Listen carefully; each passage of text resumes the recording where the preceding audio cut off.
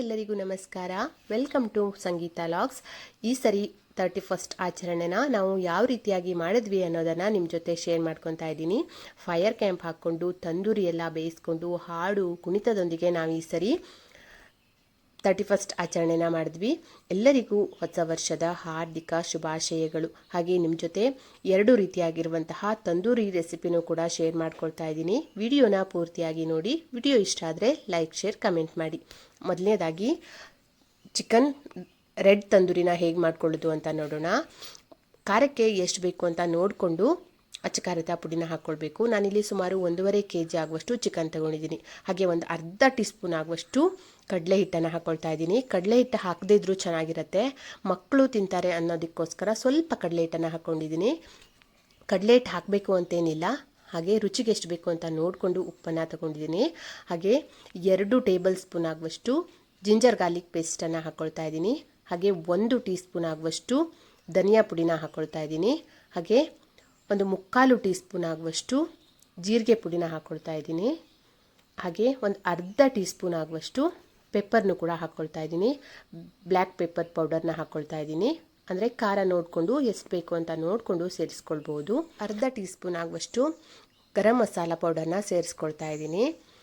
ಈಗ ಒಂದು ಸಣ್ಣ ಸ್ಪೂನಲ್ಲಿ 1 ಸ್ಪೂನ್ ಆಗುವಷ್ಟು ಅರಿಶಿಣನ ಸೇರಿಸ್ಕೊಳ್ತಾ ಇದ್ದೀನಿ. ಮನೆಯಲ್ಲೇ ಮಾಡಿರುವಂತಹ ಅರಿಶಿಣ ಇದು, ಅದನ್ನು ಕೂಡ ಸೇರಿಸ್ಕೊಳ್ತಾ ಇದ್ದೀನಿ. ಹಾಗೆ ಈ ರೀತಿಯಾಗಿ ಮೊಸರನ್ನು ಪೂರ್ತಿಯಾಗಿ ನೀರು ಬಸಿಯೋದಕ್ಕೆ ಹಾಕ್ಕೊಂಡಿದ್ದೆ. ಈ ಥರ ಸ್ವಲ್ಪ ಗಟ್ಟಿಯಾಗಿರುವಂತಹ ಮೊಸರನ್ನು ಹಾಕ್ಕೊಳ್ತಾ ಇದ್ದೀನಿ. ಸುಮಾರು 2 ಕಪ್ ಆಗುವಷ್ಟು ಮೊಸರನ್ನು ಹಾಕ್ಕೊಂಡಿದ್ದೀನಿ. ಈ ರೀತಿಯಾಗಿ ಕಡಲೆಟ್ ಹಾಕದೇ ಬರೀ ಮೊಸರಿನಲ್ಲೇ ಮಾಡಿಕೊಂಡ್ರೆ ತುಂಬಾ ಚೆನ್ನಾಗಿರುತ್ತೆ ತಂದೂರಿ. ನಾನು ಅರ್ಧ ಸ್ಪೂನ್ ಆಗುವಷ್ಟು ಮಾತ್ರನೇ ಕಡಲೆಟನ್ನು ಸೇರಿಸ್ಕೊಂಡಿದ್ದೀನಿ. ಕಡಲೆಟ್ ಸ್ಕಿಪ್ ಕೂಡ ಮಾಡ್ಕೋಬೋದು, ತುಂಬಾ ರುಚಿಯಾಗಿರುತ್ತೆ. ಈ ರೀತಿಯಾಗಿ ಎಲ್ಲನೂ ಹಾಕಿದ ಮೇಲೆ ಚೆನ್ನಾಗಿ ಇದನ್ನ ಮಿಕ್ಸ್ ಮಾಡ್ಕೊಳ್ಬೇಕು.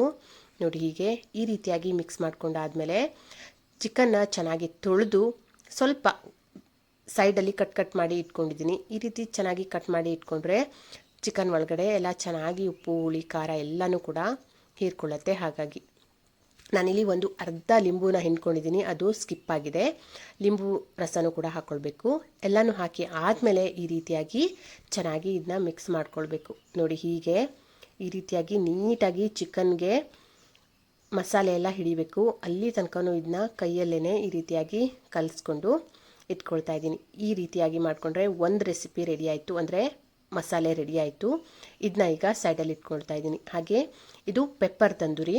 ಇದನ್ನ ಮಾಡ್ಕೊಳ್ಳೋದಕ್ಕೆ ನಾನಿಲ್ಲಿ 3 ಟೇಬಲ್ ಸ್ಪೂನ್ ಆಗುವಷ್ಟು ಪೆಪ್ಪರ್ನ ಹಾಕ್ಕೊಳ್ತಾ ಇದ್ದೀನಿ. ಇದು ಅಷ್ಟೇ 1 ರಿಂದ 1.5 kg ಆಗುವಷ್ಟು ಚಿಕನ್ಗೆ ಹಾಕ್ಕೊಳ್ತಾ ಇದ್ದೀನಿ ಮಸಾಲೆನ. ಒಂದು ದೊಡ್ಡ ಸ್ಪೂನು, 1 ಟೇಬಲ್ ಸ್ಪೂನ್ ಆಗುವಷ್ಟು ಧನಿಯಾ ಪುಡಿನ ಸೇರಿಸ್ಕೊಳ್ತಾ ಇದ್ದೀನಿ. ಹಾಗೆ ಅರ್ಧ ಟೀ ಸ್ಪೂನ್ ಆಗುವಷ್ಟು ಜೀರಿಗೆ ಪುಡಿನೂ ಸೇರಿಸ್ಕೊಳ್ತಾ ಇದ್ದೀನಿ. ಹಾಗೆ ಅರ್ಧ ಟೀ ಸ್ಪೂನ್ ಆಗುವಷ್ಟು ಗರಂ ಮಸಾಲೆನೂ ಕೂಡ ಸೇರಿಸ್ಕೊಳ್ತಾ ಇದ್ದೀನಿ. ಹಾಗೆ ಇದಕ್ಕೂ ಅಷ್ಟೇ ಅರ್ಧ ಟೀ ಸ್ಪೂನ್ ಆಗುವಷ್ಟು ರುಚಿಗೆ ಎಷ್ಟು ಬೇಕು ಅಂತ ನೋಡಿಕೊಂಡು ಉಪ್ಪು, ಹಾಗೆ ಅರ್ಧ ಟೀ ಸ್ಪೂನ್ ಆಗುವಷ್ಟು ಕಡಲೆ ಹಿಟ್ಟನ್ನು ಕೂಡ ಸೇರಿಸ್ಕೊಳ್ತಾ ಇದ್ದೀನಿ. ಚಿಕ್ಕ ಮಕ್ಕಳೆಲ್ಲ ಇದ್ದಾರೆ, ಹಾಗಾಗಿ ಸ್ವಲ್ಪ ಖಾರ ಕಡಿಮೆ ಆಗಲಿ ಅನ್ನೋದಕ್ಕೋಸ್ಕರ ಹಾಕ್ಕೊಳ್ತಾ ಇದ್ದೀನಿ. ಇದಕ್ಕೂ ಅಷ್ಟೇ ಕಡಲೆ ಹಿಟ್ಟು ಹಾಕದಿದ್ರೂ ಕೂಡ ತುಂಬಾ ಚೆನ್ನಾಗಿರುತ್ತೆ. ಹಾಗೆ 1.5 ಟೀ ಸ್ಪೂನ್ ಆಗುವಷ್ಟು ನಾನು ಜಿಂಜರ್ ಗಾರ್ಲಿಕ್ ಪೇಸ್ಟನ್ನು ಹಾಕ್ಕೊಳ್ತಾ ಇದ್ದೀನಿ. ಹಾಗೆ ಇದಕ್ಕೂ ಅಷ್ಟೇ ಎಷ್ಟು ಬೇಕು ಅಂತ ನೋಡಿಕೊಂಡು ಈ ರೀತಿಯಾಗಿ ಗಟ್ಟಿ ಮೊಸರನ್ನ ಹಾಕ್ಕೊಳ್ಬೇಕು. ಮೊಸರನ್ನ ಪೂರ್ತಿಯಾಗಿ ನೀರು ಬಸಿಯೋದಕ್ಕೆ ಹಾಕಿ, ಅಂದರೆ ಬೆಳಿಗ್ಗೆ ಬೇಗ ಹಾಕಿಟ್ಟಿದೆ, ಚೆನ್ನಾಗಿ ನೀರೆಲ್ಲ ಬಸ್ಕೊಂಡಿತ್ತು, ಅದನ್ನು ಈಗ ಸೇರಿಸ್ಕೊಳ್ತಾ ಇದ್ದೀನಿ. ಈ ರೀತಿ ಮತ್ತೆ ಇದನ್ನ ಚೆನ್ನಾಗಿ ಮಿಕ್ಸ್ ಮಾಡ್ಕೊಳ್ಬೇಕು. ಎಲ್ಲ ಇಂಗ್ರೀಡಿಯೆಂಟ್ಸ್ ಹಾಕಿ ಆದಮೇಲೆ ಇದನ್ನ ಈ ರೀತಿಯಾಗಿ ಮಿಕ್ಸ್ ಮಾಡ್ಕೊಳ್ತಾ ಇದ್ದೀನಿ. ಇದರಲ್ಲಿ ಕಡಲೆ ಹಿಟ್ಟನ್ನ ಸ್ಕಿಪ್ ಮಾಡ್ಕೋಬೋದು. ಕಡಲೆ ಹಿಟ್ಟು ಹಾಕೋದಕ್ಕಿಂತ ಹಾಗೇ ಮೊಸರಲ್ಲೇ ಮಾಡಿಕೊಂಡ್ರೆ ತುಂಬಾ ರುಚಿಯಾಗಿರುತ್ತೆ. ಆದರೆ ಮೊಸರು ಮಾತ್ರ ಗಟ್ಟಿಯಾಗಿರುವಂತಹ ಮೊಸರೇ ಆಗಿರಬೇಕು. ನೋಡಿ, ಈಗ ಈ ರೀತಿಯಾಗಿ ಚಿಕನ್ನ ಚೆನ್ನಾಗಿ ತೊಳೆದು ಇದನ್ನೂ ಅಷ್ಟೇ ಸೈಡಲ್ಲಿ ಸ್ವಲ್ಪ ಕಟ್ ಮಾಡಿ ಇಟ್ಕೊಂಡಿದ್ದೀನಿ. ಈ ರೀತಿ ಕಟ್ ಹೊಡೆದು ಇಟ್ಕೊಂಡ್ರೆ ಮಸಾಲೆ ಎಲ್ಲ ಚೆನ್ನಾಗಿ ಹೀರ್ಕೊಳ್ಳುತ್ತೆ ಅಂತ. ಪೂರ್ತಿಯಾಗಿ ಚಿಕನ್ ಹಾಕಿದ ಮೇಲೆ ಇದನ್ನೂ ಅಷ್ಟೇ ನೀಟಾಗಿ ಕಲಿಸ್ಕೋಬೇಕು.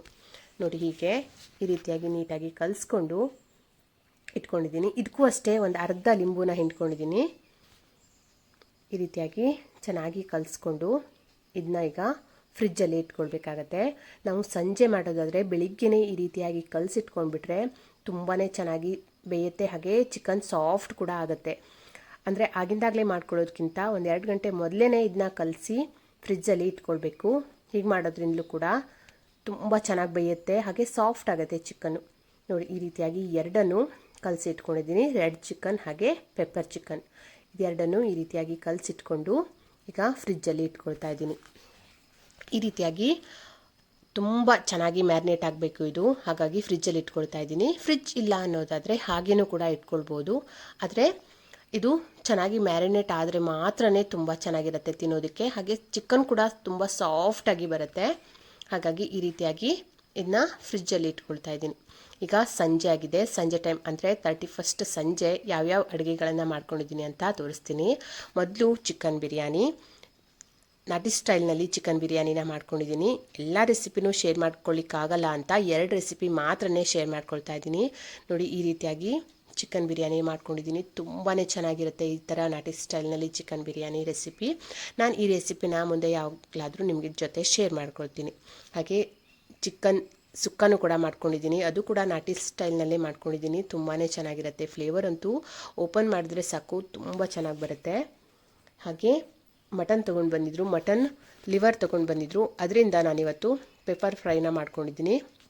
ಹಾಗೆ ಸಂಜೆ ಆಗ್ತಿದ್ದಾಗೆ ಎಲ್ಲರೂ ಸೇರಿಕೊಂಡು ಈ ರೀತಿಯಾಗಿ ಫೈರ್ ಕ್ಯಾಂಪ್ನ ಹಾಕ್ಕೊಂಡಿದ್ವಿ. 3 ಕಡೆ ಫೈರ್ ಕ್ಯಾಂಪ್ನ ಹಾಕಿದ್ವಿ. ಅಂದರೆ ಒಂದು ಈ ರೀತಿಯಾಗಿ ಕೆಂಡ ಮಾಡಿಕೊಂಡು ಚಿಕನ್ ಬೇಯಿಸ್ಕೊಳ್ಳೋದಕ್ಕೆ, ಅಂದರೆ ತಂದೂರಿ ಮಾಡ್ಕೊಳ್ಳೋದಕ್ಕೆ ಈ ರೀತಿಯಾಗಿ ಕಡ್ಡಿ ಸಿಗುತ್ತೆ. ಅದರ ಒಳಗಡೆ ಈ ಥರ ಚುಚ್ಕೊಳ್ಬೇಕು. ಈ ಥರ ಚುಚ್ಕೊಂಡು ಕೆಂಡದಲ್ಲಿ ಬೇಯಿಸ್ಕೊಳ್ಳೋದು. ನೋಡಿ ಈ ರೀತಿಯಾಗಿ ಬೇಯಿಸೋಕೆ ಇಟ್ಕೊಂಡಿದ್ದೀವಿ. ತುಂಬ ಚೆನ್ನಾಗಿ ಕೆಂಡ ಆಗಿರಬೇಕು. 2 ಕಡೆನೂ ಇಟಂಗಿ ಅಥವಾ ಕಲ್ಲು ಏನಾದರೂ ಇಟ್ಕೊಂಡು ಈ ಥರ ಬೇಯಿಸ್ಕೊಂಡ್ರೆ ತುಂಬ ಚೆನ್ನಾಗಿರುತ್ತೆ. ಹಾಗೆ ಒಂದು ಕಡೆ ಚಿಕನ್ ಬೇಯಿಸ್ತಾ ಇದ್ದರೆ ಇನ್ನೊಂದು ಕಡೆ ಎಲ್ಲರೂ ಕೂತ್ಕೊಂಡು ಈ ರೀತಿಯಾಗಿ ಚಳಿ ಕಾಯಿಸ್ಕೊಳ್ತಾ ಇದ್ರು. ಇವಾಗಂತೂ ಸಿಕ್ಕಾಪಟ್ಟೆ ಚಳಿ ಇದೆಯಲ್ವಾ. ಈ ಥರ ಫೈರ್ ಕ್ಯಾಂಪಲ್ಲಿ ನಾವು 31st ಆಚರಣೆ ಪ್ರತಿ ವರ್ಷವೂ ಇದೇ ರೀತಿಯಾಗಿಯೇ ಮಾಡ್ತೀವಿ. ಆದರೆ ಈ ವರ್ಷ ಮಾತ್ರ ಸ್ವಲ್ಪ ಡಿಫ್ರೆಂಟಾಗಿ ತುಂಬಾ ಚೆನ್ನಾಗಿ ಆಚರಣೆನ ಮಾಡಿದ್ವಿ. ಅಂದರೆ ತುಂಬ ಖುಷಿ ಆಯಿತು ಕೂಡ.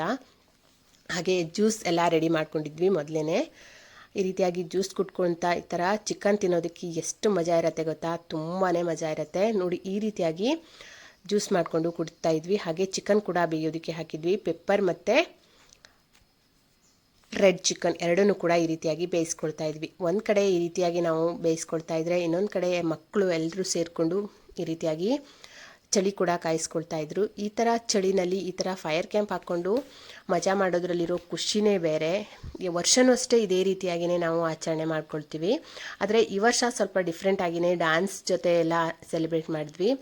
ಸುಮಾರು ಒಂದು 15ರಿಂದ 20 ನಿಮಿಷಕ್ಕೆಲ್ಲ ಚಿಕನ್ ಚೆನ್ನಾಗಿ ಬೇಯುತ್ತೆ. ನೋಡ್ತಿರ್ಬೋದು ಈ ರೀತಿಯಾಗಿ ಬೆಂದಿದೆ ಇದು. ಇನ್ನೇನು ಕೊನೆ ಕೊಯ್ಲು ಶುರುವಾಯ್ತಲ್ವಾ, ಹಾಗಾಗಿ ಕಣ ಮಾಡ್ಕೊಳ್ತೀವಿ ನಾವು ಅಡಿಕೆ ಒಣಗಿಸ್ಕೊಳ್ಳೋದಕ್ಕೆ. ಆ ಕಣದಲ್ಲೇ ನಾವು ಈ ರೀತಿಯಾಗಿ ಫೈರ್ ಕ್ಯಾಂಪ್ನ ಹಾಕಿರೋದು. ಹಾಗಾಗಿ ಅಲ್ಲಿ ಸರಿಯಾಗಿ ಕಾಣಿಸಲ್ಲ ಅಂತ ನಾನು ಮನೆಗೆ ಬಂದು ನಿಮ್ಮ ಜೊತೆ ಈ ವಿಡಿಯೋನ ಶೇರ್ ಮಾಡ್ಕೊಳ್ತಾ ಇದ್ದೀನಿ. ಅಂದರೆ ಚಿಕನ್ ತಂದೂರಿ ರೆಸಿಪಿದು ಚೆನ್ನಾಗಿ ಬೆಂದ ಮೇಲೆ ನೋಡಿ ಈ ರೀತಿಯಾಗಿ ಕಾಣಿಸುತ್ತೆ ಇದು ಪೆಪ್ಪರ್ ಚಿಕನ್ನು. ತುಂಬಾ ಚೆನ್ನಾಗಿರುತ್ತೆ. ಹಾಗೆ ತುಂಬ ಸಾಫ್ಟ್ ಕೂಡ ಆಗಿದೆ. ಒಂದು ಲೆಗ್ ಪೀಸ್ ತಿಂದರೆ ಸಾಕು, ಸಖತ್ತಂದರೆ ಸಖತ್ತಾಗಿರುತ್ತೆ.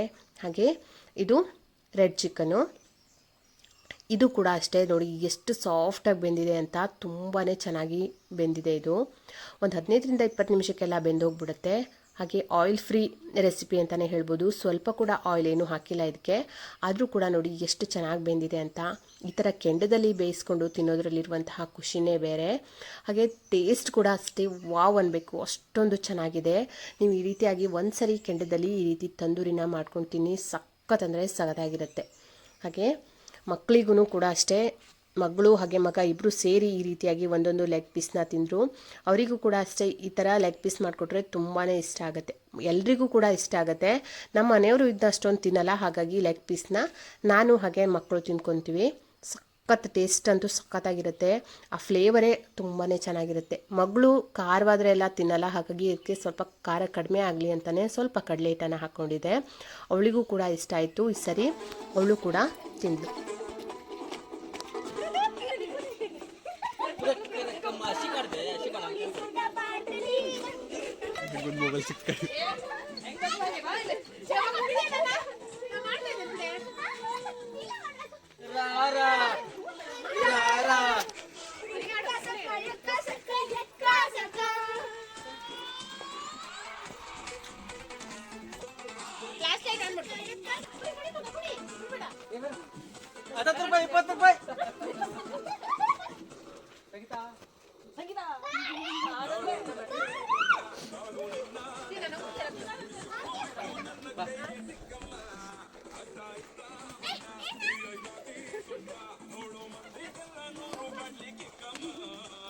ಇದೇ ಮಾಡು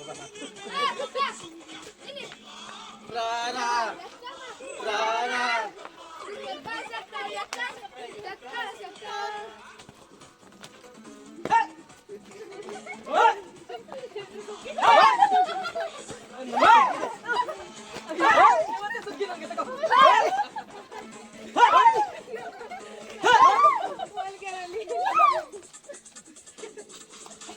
ಫ್ಯಾಮಿಲಿ ಫ್ರೆಂಡ್ಸು ಎಲ್ಲರೂ ಸೇರಿ ಈ ರೀತಿಯಾಗಿ ಹಬ್ಬದ ಥರ ನಾವು 31st ಆಚರಣೆನ ಮಾಡಿದ್ವಿ.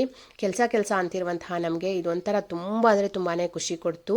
ಈ ರೀತಿ ಫ್ರೆಂಡ್ಸ್ ಜೊತೆ ಫ್ಯಾಮಿಲಿ ಜೊತೆ ಈ ಥರ 31st ಆಚರಣೆನ ಮಾಡ್ಕೊಂಡ್ವಿ. ಹಾಗೆ ಎಲ್ಲರೂ ಸೇರಿ ಚಿಕನ್ ಎಲ್ಲ ತಿಂದ್ಕೊಂಡು ತಂದೂರಿನ ಅಲ್ಲೇ ಊಟನೂ ಕೂಡ ಮುಗಿಸ್ಕೊಂಡು ರಾತ್ರಿ ಮಕ್ಕಳೆಲ್ಲ ಮಲ್ಕೊಂಡ್ಬಿಟ್ಟಿದ್ರು ಅಂತ ಬೆಳಿಗ್ಗೆ ನಾವು ಕೇಕ್ ಕಟ್ ಮಾಡಿದ್ವಿ. ಹೊಸ ವರ್ಷದ ದಿವಸ ಹೊಸ ವರ್ಷನ ವೆಲ್ಕಮ್ ಮಾಡಿದ್ವಿ. ಹಾಗೆ ಎಲ್ಲರಿಗೂ ಅಷ್ಟೇ ಮತ್ತೊಮ್ಮೆ ಹೊಸ ವರ್ಷದ ಹಾರ್ದಿಕ ಶುಭಾಶಯಗಳು. ಎಲ್ಲರೂ ಅಷ್ಟೇ ಈ ರೀತಿಯಾಗಿ ಖುಷಿಯಾಗಿರಿ, ನೆಮ್ಮದಿಯಾಗಿರಿ ಅಂತ ಕೇಳ್ಕೊಳ್ತೀನಿ. ಹಾಗೆ ನಮಗೂ ಅಷ್ಟೇ ಎಲ್ಲರೂ ಆಶೀರ್ವಾದ ಮಾಡಿ ನಮ್ಮ ಖುಷಿನ ಸಪೋರ್ಟ್ ಮಾಡಿ. ಹಾಗೆ ನನ್ನ ಚಾನೆಲ್ಗೆ ಯಾರೆಲ್ಲ ಹೊಸಬರಾಗಿದ್ದರೆ ಪ್ಲೀಸ್ ಸಬ್ಸ್ಕ್ರೈಬ್ ಮಾಡ್ಕೊಳ್ಳಿ. ಹಾಗೆ ಪಕ್ಕದಲ್ಲಿರುವಂತಹ ಬೆಲ್ ಐಕಾನ್ನ ಕ್ಲಿಕ್ ಮಾಡಿ. ನಾನು ಹಾಕುವಂತಹ ಪ್ರತಿಯೊಂದು ವಿಡಿಯೋದು ನೋಟಿಫಿಕೇಷನ್ ನಿಮಗೆ ಬರುತ್ತೆ.